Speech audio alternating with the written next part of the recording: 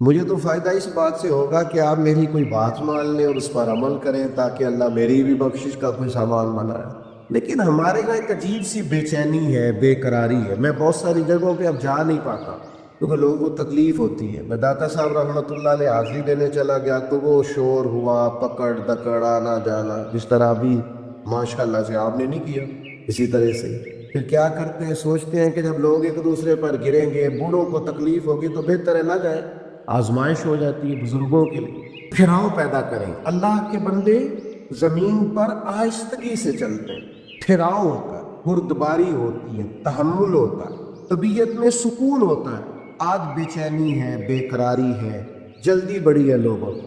ہمارے طالب علم، ہمارے بچے جن کے پاس ڈگریاں ہیں وہ بھی بڑے پریشان ہیں، لو جی میں جو بھی قدم آگے اٹھاتا ہوں میرا پیچھے جاتا ہے۔ اور میں نے کہا یار ایسا نہیں، اللہ تو کسی کی محنت کو ضائع نہیں فرماتا، بس تو ذرا جلد باز ہو گیا۔ دین کا کام کرنے والے ابھی بیچاروں کو جمعہ 8 دن ہوتے نہیں کوئی دینی کام کرتے تو وہ پوچھتے ہیں انقلاب کیوں نہیں آیا، کب حالات ٹھیک ہوں گے، کب انقلاب۔ بھائی ابھی تو آپ چلے ہیں، آپ ڈیوٹی دیں، اذان وقت پہ پڑھیں، مسجد کھولیں، نمازی اللہ بھیجا کرتا ہے۔ اللہ کے بندوں میں ٹھہراؤ ہوتا، جلد بازی، طبیعت کی بے چینی، بے قراری، یہ پریشان کرتی ہے۔ حلم، بردباری۔ حضرت بلال حبشی رضی اللہ تعالیٰ عنہ بیان فرماتے ہیں کہ میں نا نبی پاک علیہ السلام کے مہمان آیا کرتے تھے تو بعض اوقات مجھے قرض لے کر بھی میزبانی کرنا پڑتی تھی حضور کے مہمانوں۔ ایک یہودی تھے، انہوں نے مجھ سے کہا، اس یہودی آدمی نے، کہ یار ادھر ادھر سے جو قرضہ لیتا ہے تو مجھ سے لے لیا کر۔ کہتے اس نے قرضہ دیا، ایک وعدہ ہو گیا اتنے وقت کے بعد تمہیں پیسے دے دوں گا۔ ابھی وعدے میں 3 دن باقی تھے۔ حضور علیہ السلام مدینہ شریف کے ایک بازار سے گزر رہے تھے، سیدنا فاروق اعظم رضی اللہ تعالیٰ عنہ بھی پاک بارگاہ میں حاضر تھے۔ وہ یہودی آ گیا اور آ کے نبی پاک علیہ السلام سے مطالبہ کرنے لگا، وہ جناب بلال نے قرض لیا تھا واپس کریں، تو حضور نے فرمایا ابھی تو وعدے میں ٹائم ہے۔ کہنے لگا اب دیں، اور اس نے بڑے سخت لفظ کہے۔ کہنے والے تو کہہ ہی دیتے، سننے والے کمال کر۔ اس نے سخت جملے کہے۔ حضرت عمر نے تلوار پہ ہاتھ رکھ لیا، نبی کریم فرمانے لگے مسکرا کے، تو میں عمر جلدی نہ کر یار، ہم تو دشمن کو بھی پاکیزہ سزا دیتے ہیں۔ یہ جو بے چینی ہے نا، بے قراری، آپ نہ لڑائی کر کے فتح نہیں حاصل کر سکتے، بحث کر کے فتح۔ آپ نے ایک بات کی، آپ کا مخالف 3 کرے گا، پھر آپ کو 6 کرنی پڑیں گی، پھر وہ 9 کر دے گا۔ تو اس نے ایک بات کی، آپ چپ رہے، اس نے 2 کی، آپ چوپ پہ، 3 کی چوپ پہ، 4 کی، آخر میں وہ کہے گا اوے تو میں نے پاگل سمجھنا، اب وہ بولتا کیوں نہیں؟ تو چپ رہ کے تو سامنے والے کو پاگل بھی کیا جا سکتا ہے۔ اس لیے درویشوں نے کہا تھا جتن جتن تے ہر کوئی کھیڑے، تو ہارن کھیڑ فقیرا، اور جتن دا مل کوڈی پیندا ہی ہارن دا مل ہیرا۔ حضور فرمانے لگے عمر جلدی نہ کر یار، ٹھہر جا۔ حضور فرمانے لگے عمر اس طرح کر، فلاں جگہ پہ کھجوریں پڑی ہیں، اسے وہاں لے جا اور تول تول کے دے کھجوریں۔ حضرت عمر کہتے ہیں میں انہیں ساتھ لے گیا، مجھے ذرا غصہ تھا، وہ نہ مجھ سے تھوڑی تھوڑی باتیں پوچھنے لگا تو میں کھجوریں دے رہا ہوں، میں توجہ نہیں کر رہا۔ کہنے لگا عمر یار مجھ پہ جلدی نہ کر، میری بات تو سن۔ میں نے کہا بولے؟ کہنے لگا میں عام آدمی نہیں ہوں، تو رات کا عالم ہوں، عالم ہوں، پڑھا لکھا ہوں، آسمانی کتابیں جانتا ہوں۔ عمر کہتے میں نے آنکھ کھولی، میں نے کیا مطلب؟ کہنے لگا میں نے جان بوجھ کے قرضہ دیا تھا اور وقت سے پہلے جان بوجھ کر میں نے مطالبہ کیا، سخت بات بھی جان بوجھ کے کی۔ لیکن وہ کیوں؟ کہنے لگا میں نے اللہ کے آخری نبی علیہ السلام کی جتنی صفات تورات میں پڑھی تھی وہ ساری نبی پاک میں پائی جاتی ہیں۔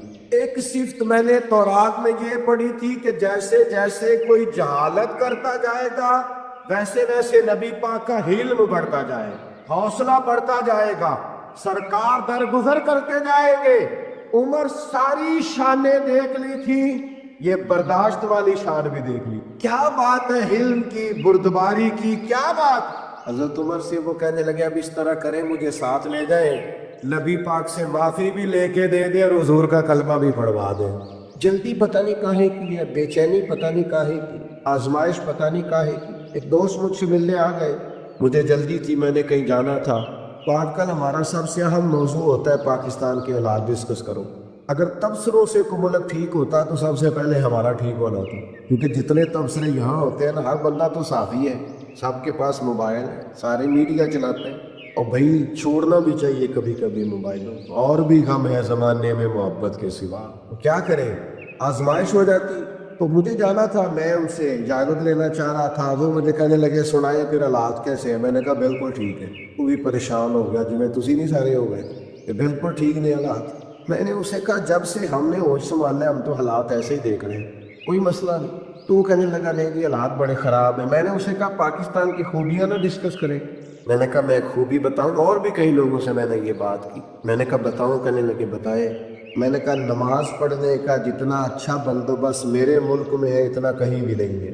سڑک پہ چڑھ جائیں جی ٹی روڈ پہ یا موٹر وے پہ, ہر جگہ ہر پمپ پہ مسجد بھی ہے, وضو خانہ بھی ہے, کسی کی نماز قضا. یہ انتظام کسی اور ملک میں نہیں. یہ چھوٹی خوبی ہے. یہ آپ کو سجدوں کی آزادی ہے.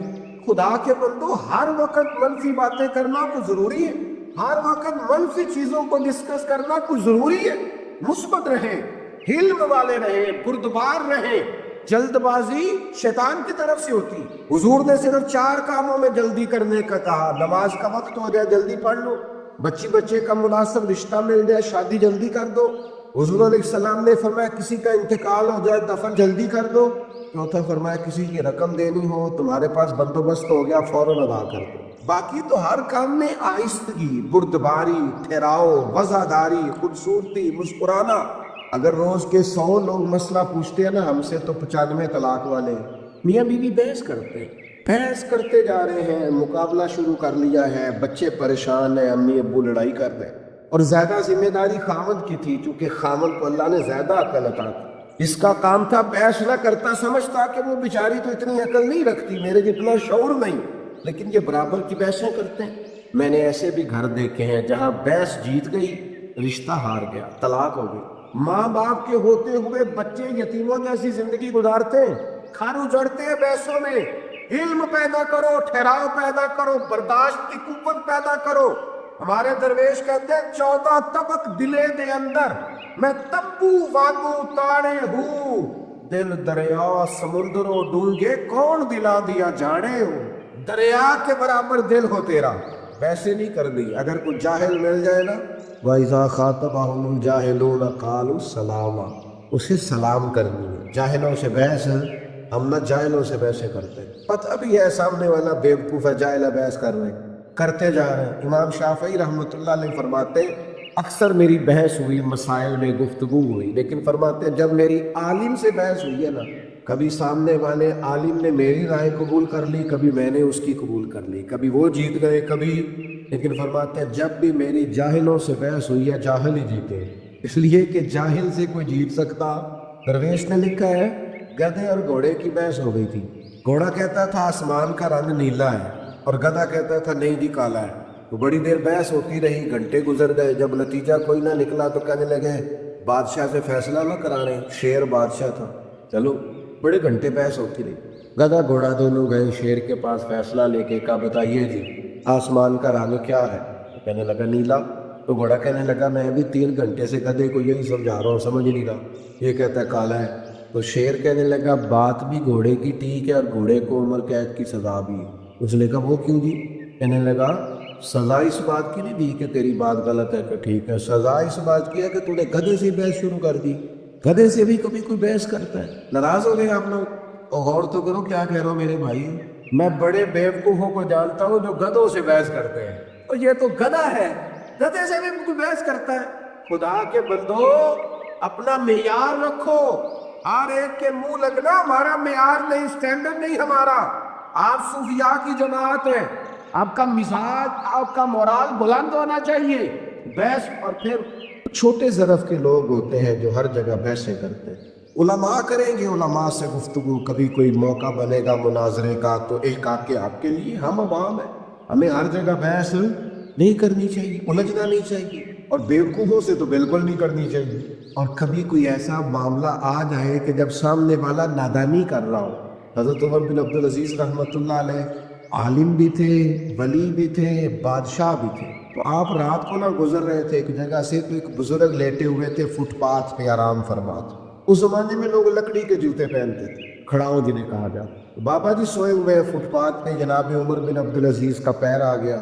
اچانک ٹکر ہو جائے موٹر سائیکل سے یا گاڑی سے تو لوگ کیا کہتے ہیں اندھے تو, حالانکہ جو اندھا ہوتا ہے وہ موٹر سائیکل تو نہیں نہ چلا سکتا.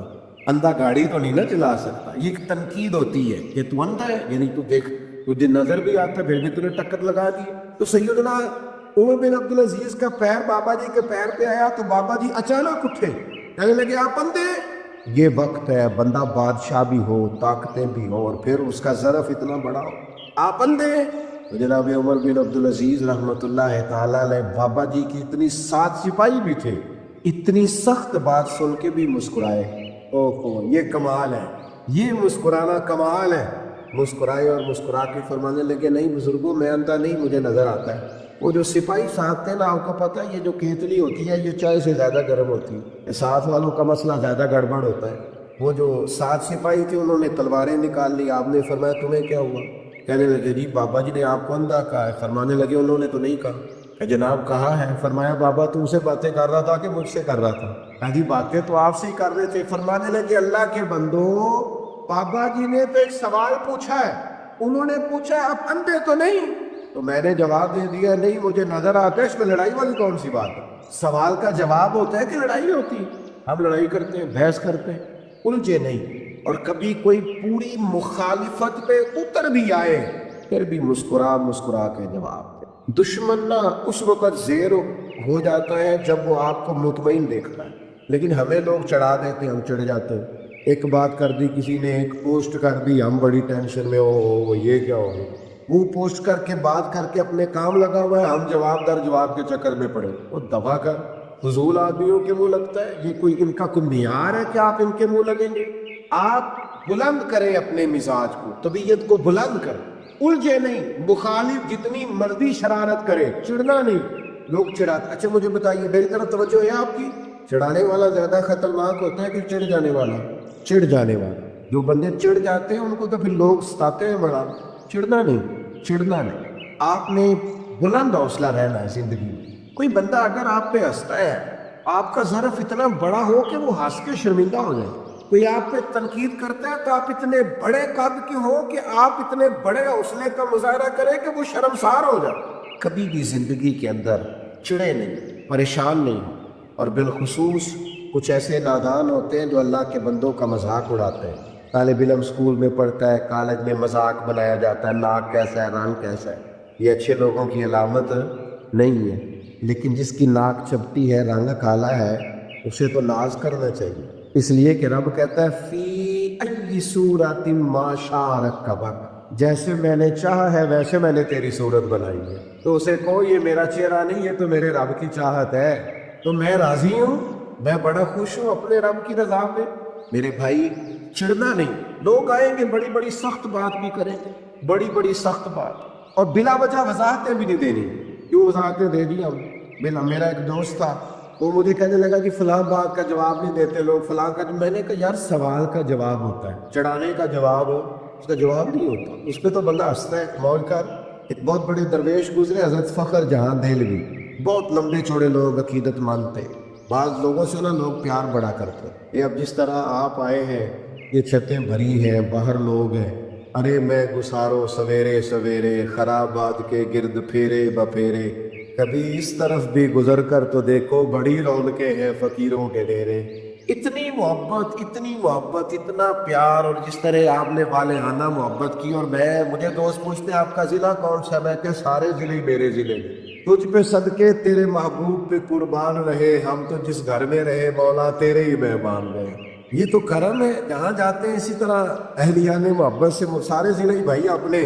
تو کچھ پھر بیچ میں ہلکا پھلکا اگر کوئی شخص ناراض بھی ہو, حسد بھی کرے, تو میرا خیال ہے پریشان ہے, محبت کر دیں. میں طالب علموں سے کہتا ہوں, میں کہتا ہوں 100 بندے جمعہ پڑھنے آئے تمہارے پاس, 99 پیار کرنے والے ایک مخالف ہے, لیکن نلائکو تم سارا جمعہ مخالف ہی پڑھا دیتے ہو. اس کو نکال دو دماغ سے, ایک مخالف 99 پیار کرنے والے, چھوڑو اس کو. آپ نے ساری توجہ اسی پہ کر دی ہے. حضرت فخر جہاں دہلوی رحمۃ اللہ علیہ, ہزاروں لوگ عقیدت مند تھے. اب اتنے لوگ پیار کریں تو بادشاہ وقت پریشان ہو گیا. اس نے کہا یہ مولوی کہیں حکمران ہی نہ بن جائے. اس نے ایک طوائف کو 4 پیسے دیے کہ تمہیں اداکاری کرنی ہے. حضرت جامع مسجد کی سیڑھیوں سے اتر رہے تھے, ارد گرد عقیدت مند تھے, راش تھا. وہ بی بی بنی صبری آ گئی, سلام لی اور باتیں ایسے کرنے لگی جیسے بڑی پرانی جاننے والی. کیا حال ہے؟ وہ کمر کے درد کا کیا حال ہے؟ سارے مرید پکے نہیں ہوتے.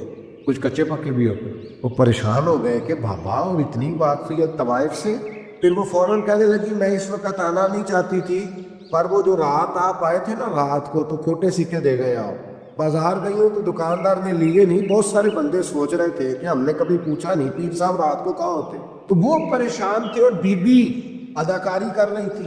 حضرت بڑے مطمئن ہے، رب کے بندے ہیں، بڑے اطمینان سے باتیں سن رہے ہیں. جب وہ چپ کر گئی تو آپ نے جیب میں ہاتھ ڈالا اور 3 دفعہ کہا بیٹی، او میری بیٹی، او پیاری بیٹی، پتر تو کھوٹے سکے دے دا اور اصلی لے جا. دوبارہ بھی کبھی ضرورت پڑی تو بیٹا آ جانا، فخر جہاں کا دروازہ کھلا ہوا ملے گا. یہ لفظ کہہ کے نا، یہ لفظ کہہ کے حضرت جلدی سے سیڑھیاں اترنے لگے. وہ بی بی تھوڑی دیر سکتے میں رہی اور پھر رج کے روئی اور پھر حضرت کے پیچھے دوڑی، جا کے آگے پیروں کی طرف بیٹھ گئی، ہاتھ باندھ دیے، کہنے لگی او دلی کے بے تاج بادشاہ، مجھے تو پیسے دیے گئے تھے تجھے بدنام کرنا تھا. میں وہ بی بی ہوں جسے اس کے اپنوں نے بھی بہن بیٹی کہنا چھوڑ دیا. میں تجھے بدنام کرنے آئی اور تو نے مجھے بیٹی بنا لیا اور 3 دفعہ مجھے بیٹی بیٹی کہہ کے پکارا.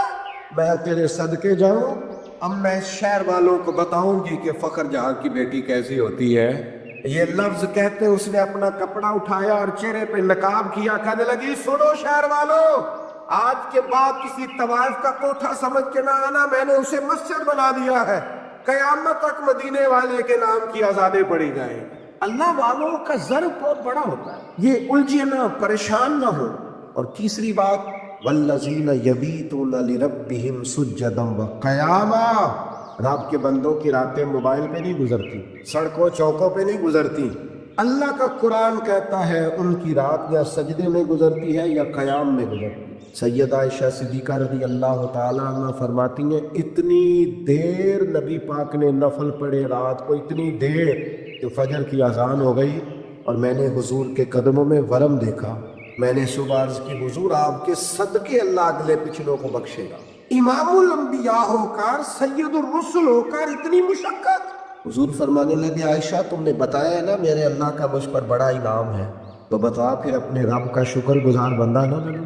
کبھی تو بھی تو ساری رات مصلی پہ گزارنا، کبھی ایک رات، چلو میں روز کی بات نہیں کرتا، کبھی کبھی کوئی ایک دن سارا گزارنا اللہ کی بارگاہ میں اس کے راستے میں.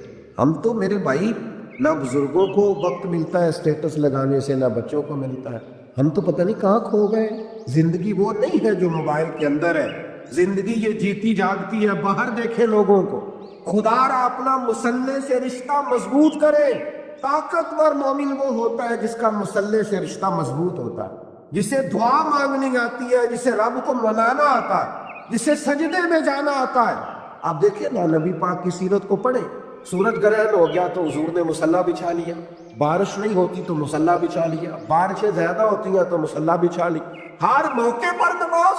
یہاں تک کہ بدر کی رات جناب صدیق اکبر رضی اللہ تعالیٰ عنہ فرماتے حضور نے صفیں سیدھی کرائی، لوگوں کی ڈیوٹیاں لگائی، کافر ساری رات گوشت بھون بھون کے کھاتے رہے اور اللہ کے لاڈلے نبی ساری رات سجدے میں رہے. یا اللہ میں 313 لے کے آ گیا ہوں، اگر یہ ہلاک ہو گئے کون تیری عبادت کرے گا قیام.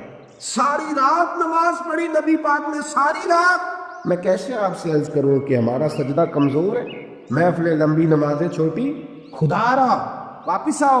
خبردار وہ جو تمہیں ملانگ تلانگ ملتے ہیں، وہ جو کڑے اور وہ جو جناب، ان کو کہو مولا علی شیر خدا کا نام لیتے ہو. شیر خدا تو کہتے ہیں میں نے اللہ سے دعا مانگی یا اللہ جنت میں بھی نماز کی توفیق دینا. فرماتے ہیں میرا نماز کے بغیر دل ہی نہیں لگتا. نماز نہ ہوگی تو دل کیسے گزرے گا. نہ کچھ دکھ نہ بندے کے بڑے ذاتی قسم کے ہوتے ہیں، بندہ کسی سے نہیں کہہ سکتا، کسی سے نہیں. میں دیانتداری سے کہتا ہوں بڑے قریبی بندے سے بھی بندہ اپنا دکھ بیان نہیں کر سکتا. ہمارا دین بڑا خوبصورت ہے. ہمارے دین نے نا ہمیں دعا سکھائی ہے. کیا مطلب؟ جو کسی سے نہیں نہ کہہ سکتے اپنے رب سے کہہ دیں. راز بھی رکھا جائے گا، رحمت بھی ہو جائے. عبادت سے رشتہ جتنا مضبوط ہو، جتنا زیادہ. دوست مجھ سے کہنے لگے میرا نماز میں دل نہیں لگتا. میں نے انہیں کہا نماز دل کی عبادت ہوئی، اللہ کی عبادت. دل نہ لگے پڑھنی پھر بھی ہے. دل کا کیا تعلق؟ دل تو کئی چیزوں کو کرتا ہے، کئی کو نہ بھی لگے. اور میں نے کہا ویسے آپ سے سچ بتاؤں، دل اگر صحیح کر کے کہیں لگتا ہے تو لگتا ہی نماز میں. اگر وہ کہیں صحیح کر کے لگتا ہے نا، لگتا ہی نماز میں. اور نبی پاک علیہ السلام تو اس طرح تربیت کرتے نماز کی کہ ذہن کے قریب بات چلی جاتی, قریب. یہ دیکھیں نا, اور میرا مضمون مکمل ہو گیا, بات ختم کرنے لگا ہوں, آپ توجہ کیجئے گا میری بات پر. حضور نا ذہن کے قریب کر کے بات کرتے ہیں, انسانی ذہن کے قریب بات ذہن میں اتر جاتی. سرکار صحابہ سے فرمانے لگے, مجھے بتاؤ بھئی اگر کسی کے دروازے پہ نہر ہو اور وہ دن میں 5 بار غسل کرے, اس کے جسم پر کوئی میل رہ جائے گی؟ ایک تو نہر ہو, نہر کا معنی یہ کہ پانی کھلا ہو, پانی کی دقت کوئی نہیں. اور پھر بندہ بھی وہ نہ ہو جو سستی کرے, 5 وقت نہانے کا عادی ہو. دن میں بندہ 2 دفعہ بھی نہا لے, 1 دفعہ بھی نہا لے تو میل ہے. فرمایا جو دن میں 5 دفعہ نہائے میل رہ جائے گی؟ کہا یا رسول اللہ بالکل نہیں رہے گی. اب جہاں تک لوگ پہنچ گئے نا کہ آپ سوچیں اس بات کہ بندہ رہتا ہے نہر کے کنارے, سہولت موجود ہے 5 وقت غسل کرنے, فوراً ذہن حضور کبھی میل رہ ہی نہیں سکتی. حضور فرمانے لگے جو 5 نمازیں پڑھے اس کے ذمہ گناہ بھی کوئی نہیں رہتا, اس کے ذمہ گناہ بھی. بندے کو رب کا قرب ملتا ہی سجدے میں. اور جو کہتا ہے نا میں عاشق رسول ہوں اور پھر بے نمازی ہوں, اس کا عشق بھی ہماری سمجھ میں نہیں آتا. ہاں, عاشق تو ملتا ہی محبوب کے دروازے پہ. یہ کیسا عاشق رسول ہے؟ اس سے بیٹھ کے باتیں کرا لو, گپیں کرا لو بڑی دیر, مذہبی عنوانات پہ گفتگو کرا لو, جتنی نماز کا ٹائم آتا ہے تو کام یاد آ جاتا ہے.